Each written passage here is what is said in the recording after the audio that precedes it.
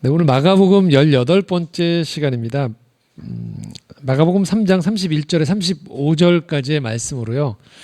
우리는 하나님 나라의 가족입니다. 라는 제목으로 함께 은혜를 나누고자 합니다. 1973년입니다. 1973년 8월에 영국의 최대 휴양시설로 알려졌던 호텔이 있었습니다. 그 호텔의 이름은 썸머랜드였어요. 저녁 7시 40분쯤에 사내아이 2명이 이 호텔 그 안에 있었던 매점에서 몰래 담배를 피우고 있었어요. 그런데 공교롭게도 그때 마침 불길에 휩싸이는 화재가 이 매점에서부터 벌어지기 시작합니다. 발화가 된 거예요. 20분 동안 화재를 진압하려고 했지만 실패했습니다. 그리고 8시 1분에 이 불이 난 광경을 지켜본 택시기사가 이 불이 난 소식을 신고했어요. 그로부터 8시 20분에 사건 현장에 BBC 방송국의 기자가 도착을 했어요. 호텔 전체가 불이 타고 있는 장면들을 이 기자가 촬영하기 시작한 거죠.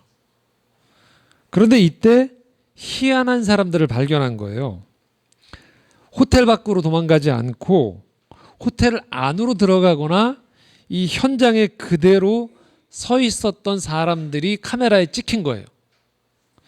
자, 이 화재 사건은요, 영국에서 일어난 보기 드문 대형 화재였어요. 사망자가 51명, 51명이었고요. 이 화재 사건으로 인해서 부상당한 사람이 400명이었어요. 이 촬영한 걸요, 후에 조나담 사임이라는 사람이 이 장면들을 분석해 본 거예요. 자, 대부분 우리가 불이 나면 빨리 호텔을 벗어날 줄 알았는데요. 그렇지 않은 사람들이 있었던 거예요. 왜 그랬을까요? 어떤 일이 벌어진 걸까요?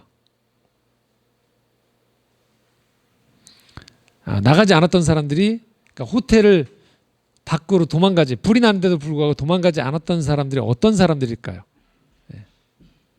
바로 그 호텔에 가족이 있었던 사람들이에요.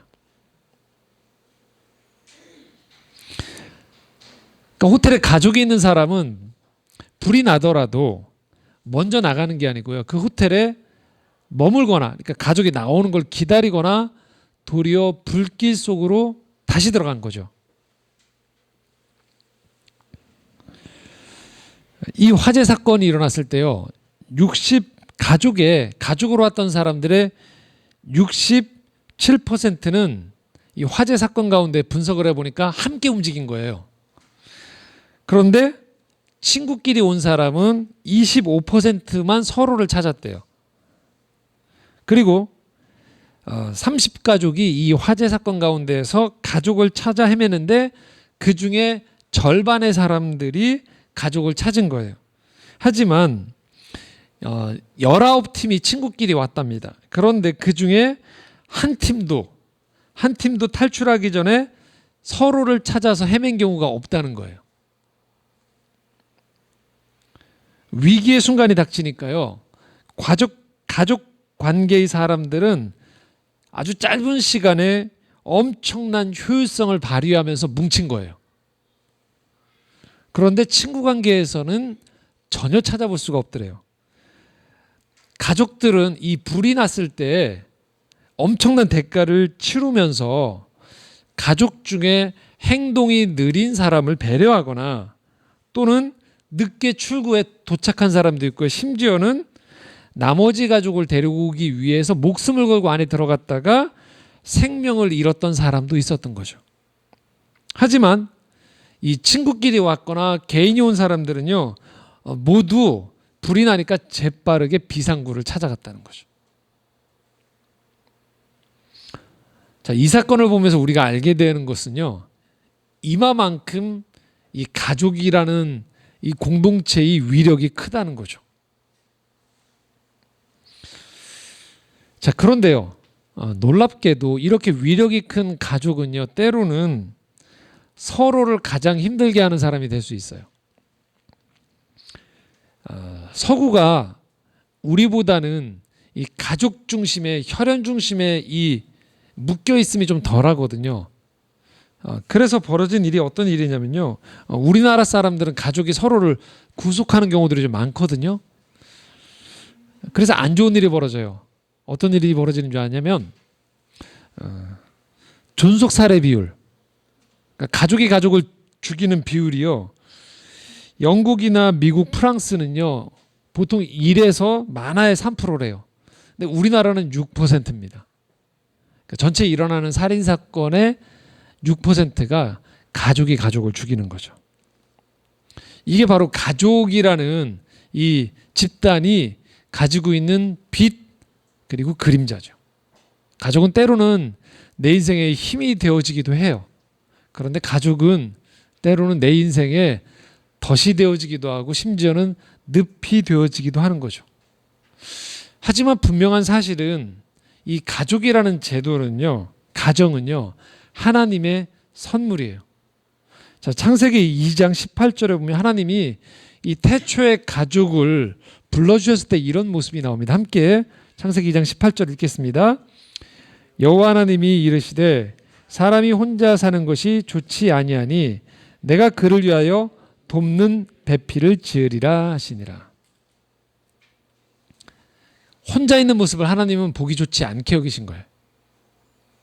그래서 하나님이 돕는 배필로 또 다른 한 사람을 지어주셨다라는 거예요. 이게 가족인 거예요. 그러니까 돕기 위해서. 혼자 있는 게 외로워 보여서. 그래서 외롭지 않도록 해주기 위해서 하나님이 또 다른 인간을 창조하시고 함께 살아갈 수 있도록 만드셨다라는 것. 이 험한 세상에서 나를 지지해주고 응원해줄 수 있는 맨 마지막 마지노선이 가족일 수 있다라는 거죠. 그게 가족이 가지고 있는 하나님이 선물의 의미예요.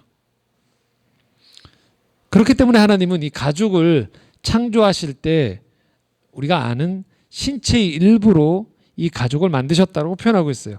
창세기 2장 21절에서 23절 말씀입니다. 함께 읽겠습니다.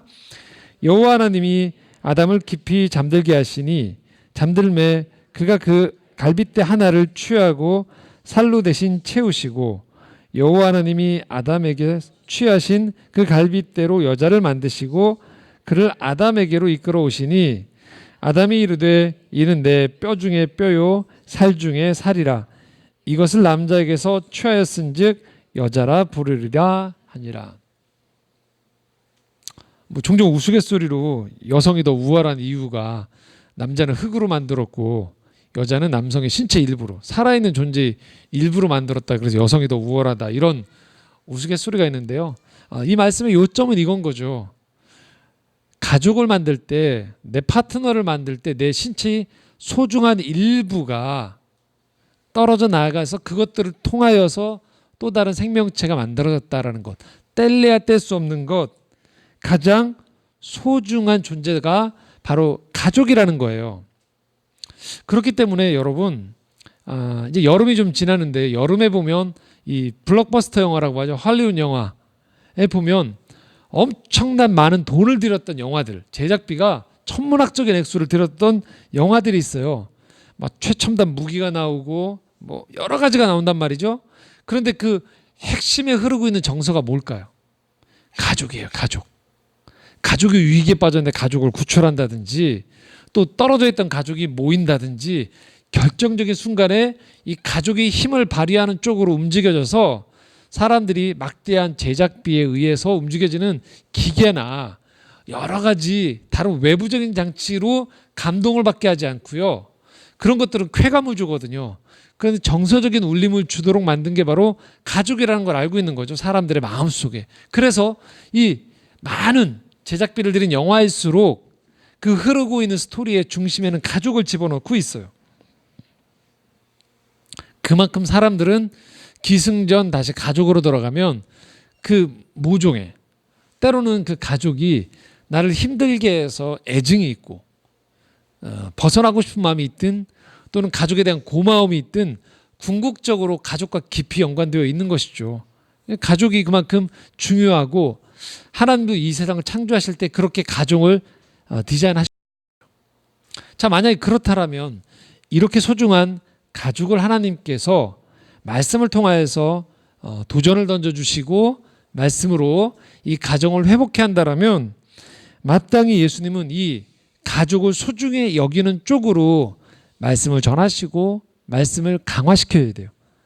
그런데 오늘 본문에 나와 있는 예수님의 모습은 무척이나 당황스러운 모습이 나옵니다. 31절 32절 말씀 함께 읽겠습니다.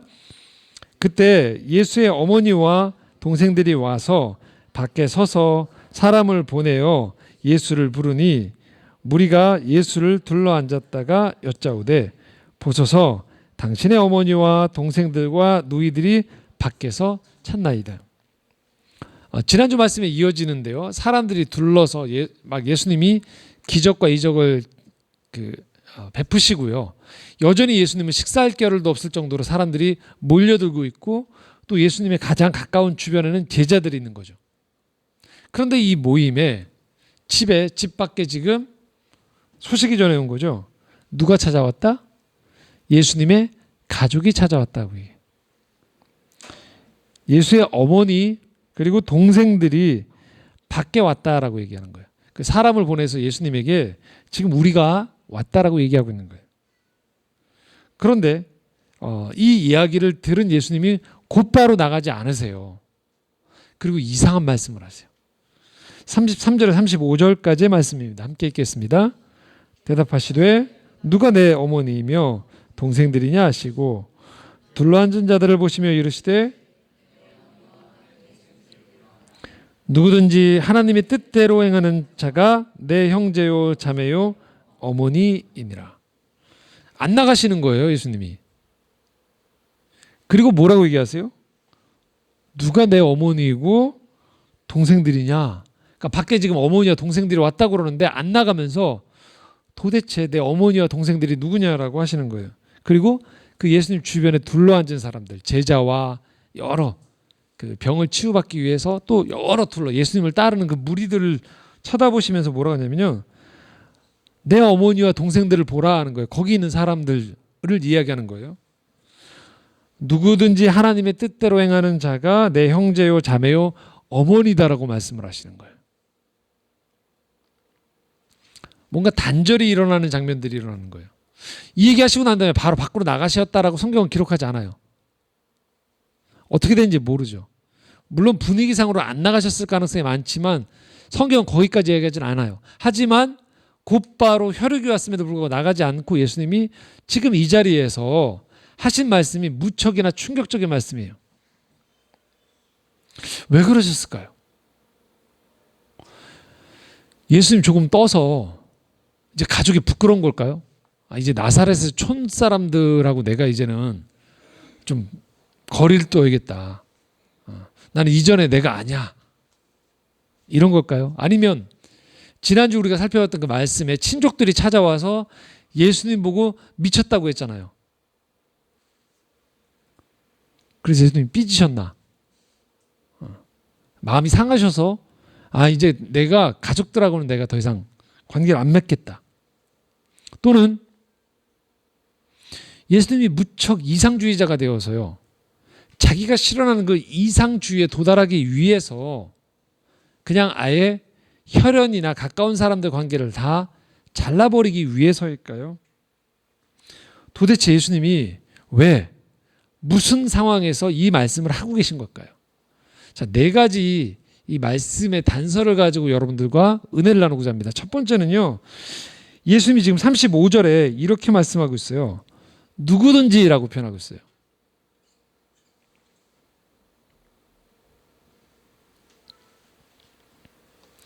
뭘 말할까요? 누구든지라는 건. 내 가족, 예수님이 생각하는 가족의 범주 안에는 누구라도 될 수 있다라는 거예요.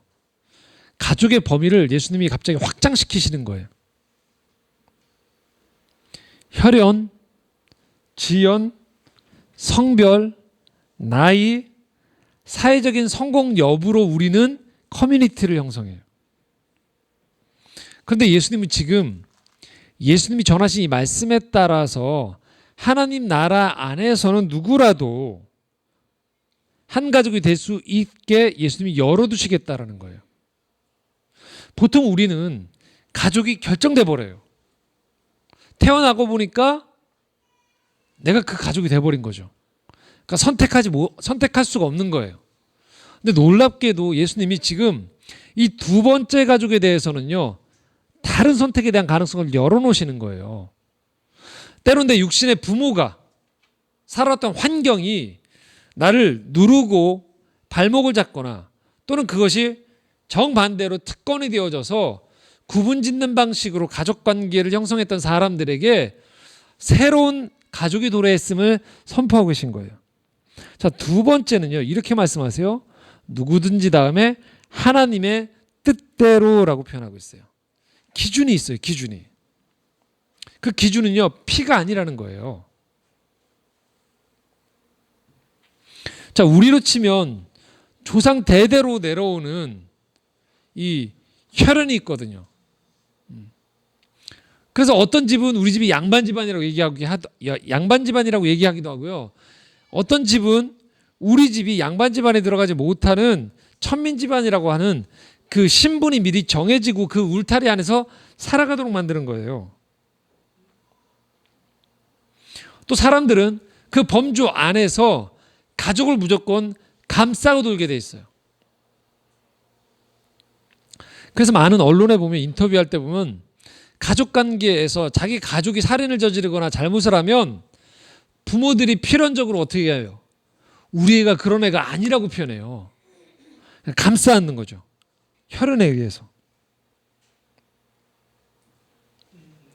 또는 이익이 서로 맞아떨어져요. 그럼 우리는 한 패가 돼요. 한 동양이 되어지기도 하고요. 그러면서 우리도 모르게 하나님이 필요 없는 가운데에서의 편이 생기게 돼요. 그 편 안에서 악행을 저지르기도 하고요. 이 땅을 그 패거리 안에서, 그 커뮤니티 안에서 제멋대로 살아갈 수도 있게 되어져요. 근데 지금 주님은 말씀하세요. 하나님 나라 안에서 가족이 누가 되느냐? 하나님의 뜻대로 사는 사람으로 기준을 바꾸세요. 이렇게 이해하시면 됩니다. 우리가 몸이 건강해진다는 걸 뭘 말할까요? 너무 간단해요. 좋은 음식을 먹고 잘 자고 쉬고 규칙적으로 운동을 하고 스트레스를 덜 받는 거죠. 이게 뭐예요? 육신의 건강의 원리예요. 마찬가지로요. 하나님이 건강한 공동체의 기준을 세워주신 거예요. 뭘까요? 하나님의 뜻, 창조의 원리대로, 화목의 원리대로 사람들이 살아갈 때 그 사람들 안에 하나님이 기뻐하시며 그들을 가족으로 기꺼이 받아들이신다라는 거예요. 세 번째는요, 행하는 자라라고 얘기해요. 이념적으로 머리로 생각하는 게 아니라는 거예요. 실제 그의 삶 가운데 그렇게 살아가는 자가 중요하다는 거예요. 머리로 생각하는 게 아니고요. 그런 방향으로 그의 삶이 사라지는 사람이 중요하다는 것이죠. 이런 사람들이 있어요. 한 번도 성경 말씀대로 안 살아본 거죠. 그러면 성경이 진리임을 어떻게 할 수 있는가라고 얘기해요. 근데 성경 말씀대로 우리가 살아보기 시작하면 이 말씀이 진리인 것들이 내 삶에서 증명되는 걸 우리가 경험해요. 주님 이렇게 말씀하시는 거예요. 하나님의 뜻대로 행해보면 우리가 서로 간에 비록 피가 섞여 있지 않지만 우리가 진리를 따르는 한 가족임을 서로가 알게 되어지는 거예요. 그걸 깨닫게 되어지면서 우리가 감동하게 되어지는 거예요. 이때 변화가 찾아오는 거예요. 혈연으로 똘똘 뭉쳐 있으면요, 오로지 내 가족의 안위와 안전 외에는 보이지 않는데요, 내 뜻대로 행하기 시작하면요, 직접 삶에서 그렇게 살아보기 시작하면 내 가족 너머에서 다른 하나님의 뜻대로 살아가는 사람들이 눈에 들어오기 시작해요. 그리고 하나님의 뜻을 모르는 사람들에게 한 가족으로 초청하고 싶은 열망들이 생기는 거죠. 대표적인 증거가 뭘까요? 저희 신촌과 아주 가까운 곳에 있는 양화진에 가보면 선교사들의 무덤을 보면 알 수 있는 거예요. 이게 가족주의로만 엮여져 있는 사람들 머리에선 도저히 이해가 안 되는 거예요. 왜? 피 한 방울 안 섞인 사람들을 위해서 왜 서구의 그 선교사들이 왜 이 조선 땅에 와야 됩니까? 이해가 안 되는 거죠. 갓난 아이들을 안고 여기 오죠. 풍토병에 걸려서 그 자기의 어린 자녀들이 죽기도 해요. 여기서 양화진 선교사 무덤에 가면, 그래서 그 생후 몇 개월 된 아이들의 비석에 보면 그 태어난 연한이 아주 짧은 아이들도 있다는 거예요. 내 아이들이 피해를 입고 손해를 입는데도 불구하고 왜 선교사들이 어떻게 하면 더 안락한 곳에서 내 자녀를 보호하며 살아가는 것을 넘어서서 기꺼이 함께 가족이 고생을 하면서 먼 타양까지 와서 그들이 말씀을 전하고 하나님 나라를 위해 왜 살려고 했을까요? 알게 된 거예요. 진리를 따라 행하면서 알게 되어진 것, 더 중요한 가족이 있다는 것들을 깨닫기 시작한 거죠.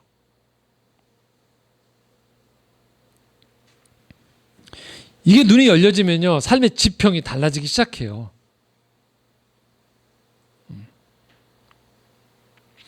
종종 언론에 나온 그 분들 중에서 기부를 하시거나 누군가를 돕기 시작하는 분들이 있어요. 내 소득의 일부를 떼어내서 아프리카에 또 오지에 있는 이름도 알지 못하는 사람들과 후원 관계를 맺기 시작하는 분들이 있죠. 그럴 때 가족의 개념이 달라지기 시작해요. 저는 한 푼이라도 더 모아서 오로지 내 가족의 안위만을 위해서 살아가는 것과 다르게 내가 벌은 소득을 통하여서 떼어내기 시작하는 거예요. 뭘 떼어내죠? 시간, 물질, 마음, 삶의 행복을 떼어내기 시작하는 거예요. 기준이 달라져요. 여러분 잘 아시는, 종종 언론에 나오는, 지금 그분이 더 늘어났을 것 같긴 한데, 션이라는 분, 제가 마지막 만나봤을 때 그분이 800명을 넘게 후원하시더라고요. 그러니까 이분은 돈을 버는 이유가 후원하기 위해서요. 보니까 삶이. 가족이 800명이 넘더라고요. 전혀 다른 개념으로 살아가는 거죠, 인생을. 근데 우리는 어떤 방식으로 살아가면요, 내가 어디에 소속될 것인가가 제일 중요한 문제가 돼요. 소속되어지면서 그 커뮤니티 안에서 누려지는 유익을 누리는 것에만 집중을 하는 거죠. 그런데 주님이 지금 뭐라고 하세요? 말씀대로 행하며 기꺼이 살아가는가가 중요하다는 거예요. 어떤 삶을 살아가느냐. 우리 여기 있는 누구도 우리가 소속되어 있는 커뮤니티를 벗어날 수 있는 사람은 없어요. 그런데 그 커뮤니티의 성격이 폐쇄적으로 자기 집단만의 이익을 위해서 존재하는 것인가, 아니면 토대가 되어져서 더 넓은 세계로 나아가기 위한 밑거름이 되어지고 밑둥지가 되어지느냐는 전혀 다른 차원인 것이죠. 주님은 지금 우리에게 이 부르심을 요청하고 있는 거예요. 내 뜻대로 행하는 그 가족이 되어질 것들로 초청하시는 거죠. 그리고 마지막으로 주님이 이렇게 표현합니다. 누구든지 내 뜻대로 행하는 자가 누가 된다? 나라고 표현했어요. 나의 가족이 된다는 거예요. 이 나라는 건 무엇을 의미할까요? 인간끼리의 안에서의 친목 모임이 아니라는 거예요. 하나님 나라의 가족이 된다는 건 뭘 말하느냐? 천지를 창조하신 삼위일체 하나님과 한 가족이 된다는 거예요.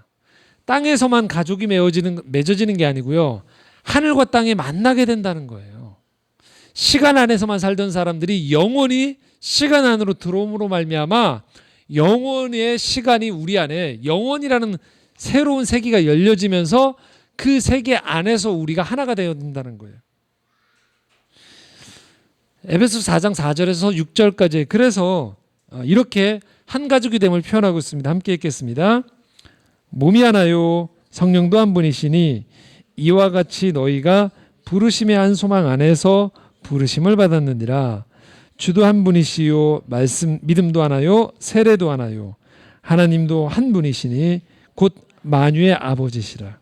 만유 위에 계시고 만유를 통일하시고 만유 가운데 계시도다.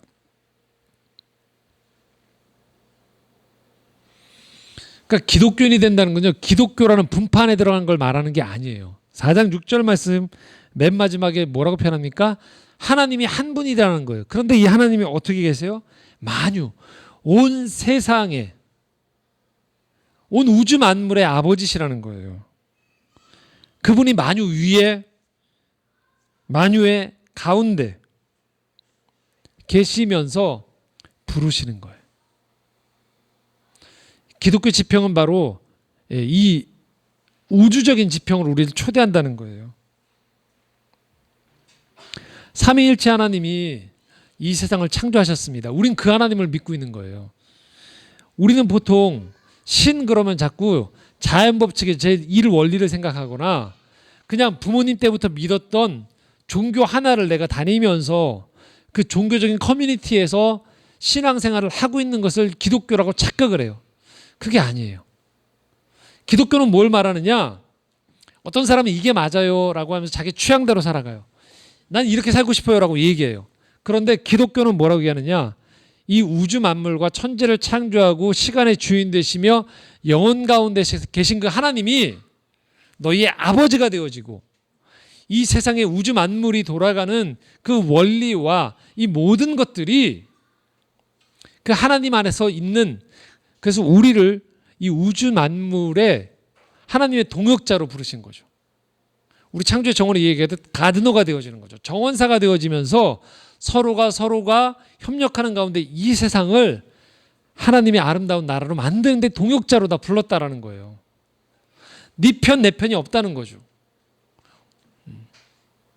우리 나라만이 잘 살아야 되고 내가 살고 있는 가족만이 잘 사는 것이 아니에요. 하나님 지평을 확대하시는 거예요. 만주로 확대하시는 거예요. 이게 기독교인이 가져야 되는 지평인 것이에요.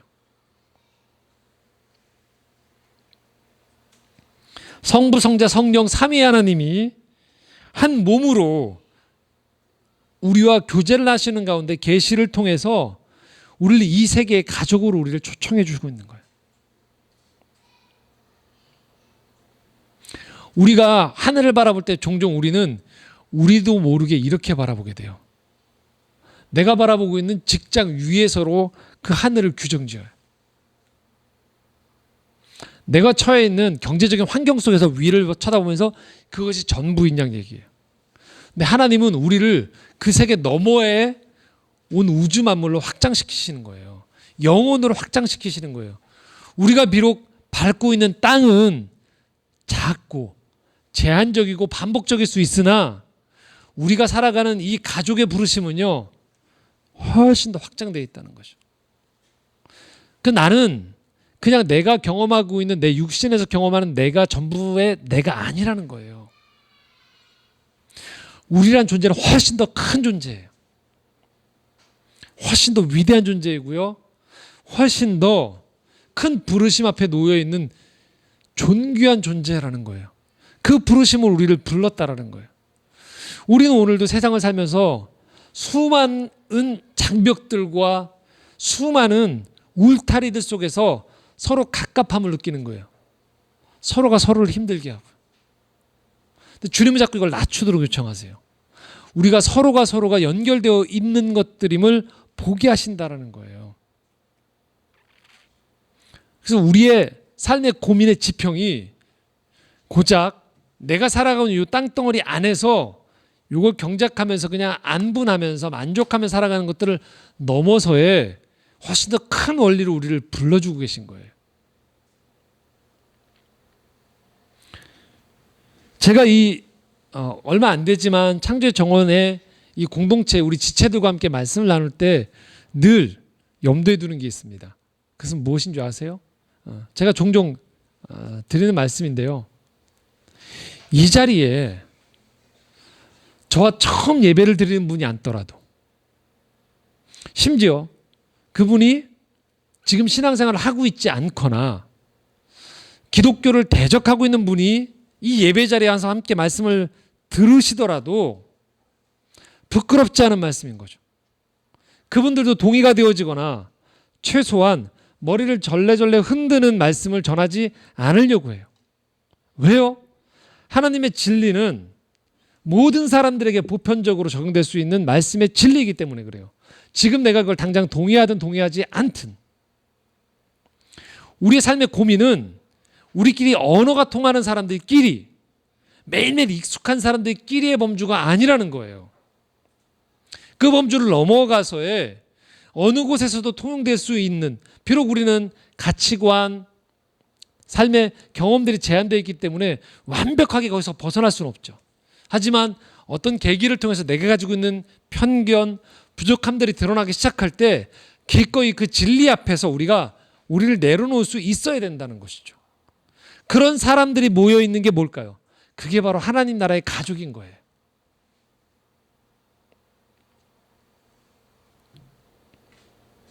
예수님은 유대민족만의 메시아로 오지 않으셨어요.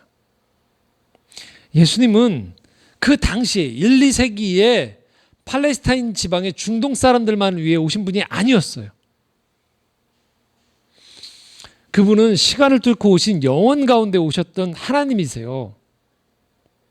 그분의 비전은 단순히 몇몇 사람들에게 지도자로 랍비로 인정받는 게 아니었어요. 오늘 그 비전 앞에 우리를 부르시는 거예요. 그래서 우리의 현실이 우리를 위축되게 할 때마다 여러분 기억하십시오. 우리를 어디로 부르셨는지, 우리를 하나님 나라의 가족으로 부르셨다는 것들을 잊지 마십시오. 오늘 주님이 이 지금 가족들을 당장 만나지 않는다는 것은 일시적인 상징이에요. 저 가족이 소중하지 않기 때문이 아니에요. 왜요? 예수는 십자가에 달려 돌아가실 때 그 제자 요한에게 어머니를 부탁해요. 그리고 예수님의 친동생이었던 야고보가 초대교회 아주 중요한 지도자가 돼요. 만약에 예수님이 몰인정하게 가족과의 연을 끊으셨다라면 이런 일이 일어날 수가 없겠죠.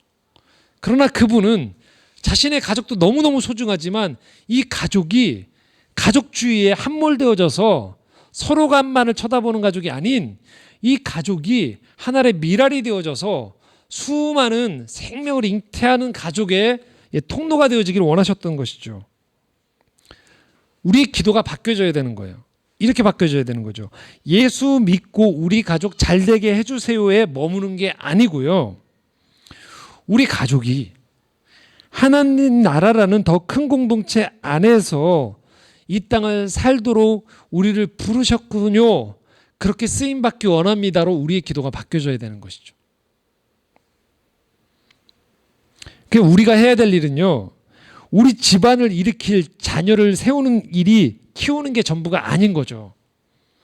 이 땅에 사는 사람들을 하나의 가족으로 이어주는 역할을 할 수 있는 사람들로 길러내는 게 부모의 역할인 것이죠. 그리고 부모 역시 그렇게 살아가는 것이죠. 비록 우리 가족을 부양하기 위해서 열심히 일을 하지만 이것이 단순히 내가 하고 있는 일이 가족의 부양만을 위한 것이 아니라는 거죠. 내가 하고 있는 이 일들을 통하여서 누군가는 또 다른 도움을 얻고 누군가는 또 다른 회복을 얻을 수 있는 일들을 벌이게 되어지는 것이죠. 광고 시간에 말씀을 드리겠지만 저희가 다음 주에 여기서 영화를 보게 돼요. 북간도의 십자가라는 기독교 영화를 함께 볼 거예요. 근데 그 영화를 만드신 분이 CBS PD님이세요. 북한도에 독립운동을 하던 사람들이 도저히 여기서 어려울 때 북한도라는 두만강 너머로 넘어갑니다. 넘어가서 거기서 기독교인이 되는 일이 발생해요. 그리고 그 2세대가 여러분 아시는 문익환, 문동환, 윤동주라는 시인들이 이 2세대예요. 각각의 자기 달란트로 독립운동과 나라를 위해 살아가는 것이죠.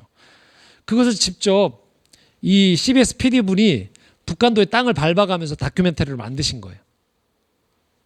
그리고 이걸 영화로 다시 영화 버전으로 만드신 거예요. 근데 완성된 영화를 보면서 뭉클한 감동이 있었어요. 그러니까 이것은 아주 재미있는 영화는 다른 의미에서의 지금 한국에 있는, 제가 아마 주중에 여러분들께 이 영화를 가지고서 시네마 프리뷰라는 그걸 촬영했었는데요. 2편을 제가 밴드에 올려드릴 거예요. 기독교가 요새 한참 비난받지 않습니까? 역사와 상관없이 돌아간다. 그래서 많은 사람들한테 뉴스에도 나오면서 비난받고 그게 기독교냐라고 얘기하는. 그런데 우리 선조들은 그렇게 살지 않았다라는 거예요. 역사에 책임을 지고 자신의 젊음을 다 바쳐서 생명까지도 바쳐가면서 이 땅에 하나님 나라가 도래하는 것들을 위해서 살아갔던 사람들이 있었다라는 거예요. 후손들이 잘못 믿어서 그렇지 기독교 원류 성경의 이야기가 그 얘기가 아니라는 거죠.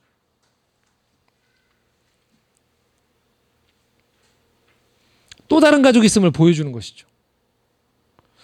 저희가 작은 영화관인데요. 영화관이 상당히. 그런데 이런 일들 하나하나를 통해서 또 다른 누군가의 비전이 사장되어지지 않고 발화하고 열매를 맺는 것들을 도와드리는 일들을 하게 됐던 거예요. 그게 바로 하나님 나라의 일인 거죠. 또 다른 방송국과 영화관이 함께 조인하게 되어지고 돕고 그것이 미랄이 되어져서 한국교회 어딘가에서 지금 교회를 떠나려는 사람들, 실망한 사람들, 또 어떻게 살아야 될지 잘 모르는 사람들에게 꿈을 주는 것이죠. 비전을 주는 것이죠. 회복을 더해 주는 것이죠. 그게 뭘까요? 바로 하나님 나라라는 가족에 대한 부르심 안에서 우리가 하는 일, 서로의 일이 귀중하다는 걸 깨달을 때 이런 동역이 가능해지는 것이죠. 우리가 하는 일이 그런 일이라는 거예요. 그래서 우리에게 혈연으로만 관계된 일에만 전부 다 소유하는 것이 아니고 이건 너머의 더 큰 비전 속에 우리를 부르셨다는 것들을 우리가 기억할 필요가 있다는 것입니다. 갈라디아서 6장 8절에 그래서 이렇게 말씀합니다. 함께 읽겠습니다. 자기 육체를 위하여 심는 자는 육체로부터 썩어질 것을 거두고 성령을 위하여 심는 자는 성령으로부터 영생을 거두리라. 육신에 의한 것들만 가지고 하는 것을 넘어서서 우리 가족도 마찬가지고 혈육의 가족들도 영생을 위해서 살아갈 수 있도록 돕고요. 또 우리 또한 이 땅에 살아가면서 또 다른 서로 간의 그런 가족들과 하나님 나라의 가족들과 동역하는 가운데 이 세상을 조금 더 나은 곳으로 하나님 나라로 일구어 가도록 우리는 부르심 받은 사람들이라는 것이죠. 그래서 우리는 우리가 생각하는 것보다 훨씬 더 큰 이 세상의 부르심을 받은 사람들이에요. 우리의 성공은요, 그냥 우리 집안의 자랑이 되어지는 것이 아니에요. 기독교인이 됐다는 것은 하나님 나라의 가족으로서 내 삶을 꾸리고 세상에 기여하며 살도록 부름받았다라는 것이죠. 세상에 여러분과 함께 갈 수 있는 수많은 가족들이 있어요. 내 가족이라는 것들 분명히 소중합니다. 그러나 그 좁은 울타리에만 계시지 마시고 가족을 잘 돌보는 가운데 이 땅에 있는 또 다른 하나님 나라의 동역자들과 그 가족들과 함께 살아갈 수 있기를 소망합니다. 그리고 한 가지 더, 이 말씀을 보면요, 한 가지가 없는 게 있어요. 한 사람이 빠져 있어요. 누가 빠져 있을까요? 누가 빠져 있을까요? 예, 아버지가 빠져 있어요. 요셉은, 예수님의 아버지인 요셉은 인생의 어느 시점에서 장남인 예수와 그 가족들이 살아가는 가운데 어느 시점에서 죽었다라고 전해지고 있어요.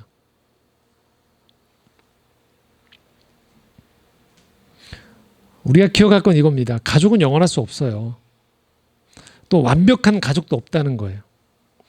예수님도 어느 시점에서 아버지 없이 자라셨던 거예요. 예수님조차도 하나님의 아들인 예수께서 이 땅에 오셨는데 그분의 가족 안에서도 이런 상실이 있었다라는 것이죠. 이것은 뭘 말할까요? 두 가지 다예요. 육신을 입고 살아가는 우리들은요, 어딘가에서 결손이 있을 수밖에 없다라는 것이에요. 왜 우리 집은 이렇죠가 아니에요. 그게 우리 집 안에 있는 결손인 것이죠. 그것이 경제적인 이유가 될 수도 있고요. 또는 어떤 관계에 있어서도 될 수도 있고요. 또 저희가 다 나눌 수 없지만 어떠한 가족마다의 구멍, 아픔, 부족함이 있을 수 있어요. 그게 육신을 입고 살아가는 우리들이 다 경험하는 것들이라는 것이죠. 예수님도 그러셨다라는 거예요.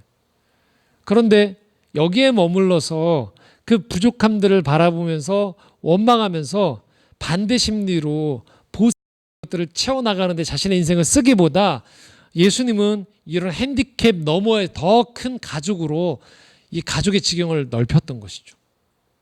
그리고 그 예수님의 부르심은 오늘 여러분들에게도 동일하게 초청되어지고 있다는 거예요. 여러분, 문제 없는 집 없습니다. 아픔이 없는 집이 없어요. 따지고 보면 한 다리 건너서에 따지고 보면 또 지금 없더라도 살아가면 생길 수도 있는 것이고요. 그런 아픔 속에서 우리는 살아가게 되어집니다. 온통 내 신경이 거기에만 집중되어져서 모든 것들을 해결하려고 하면 우리는 끝끝내 이 가족이라는 혈연의 울타리 안에서 못 벗어나면서 이것들을 해결하는 데 일생을 다 보내게 돼요. 그런데 주님이 우리를 초청하십니다. 더 큰 가족이 있다라는 거예요. 물론 여러분들은 여러분의 육신의 가족을 잘 부양하고 화목할 책임이 있습니다. 그러나 다 못해요. 그 한계를 인정하는 가운데에서 내가 육신의 가족의 정성을 쏟는 것 너머에 이 가족을 통해서 하나님이 하실 그 일들을 바라보면서 함께 해 나가시기 바랍니다.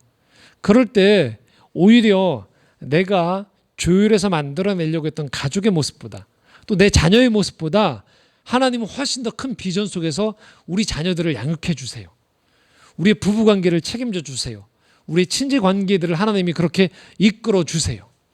그래서 우리 문제 너머에서 부르시는 그 부르심 앞에 응답해 나아갈 때 우리 진정으로 하나님 나라의 한 가족으로서 이 땅을 살아갈 수 있다라는 것들 기억할 수 있기를 소망합니다. 기도하시겠습니다.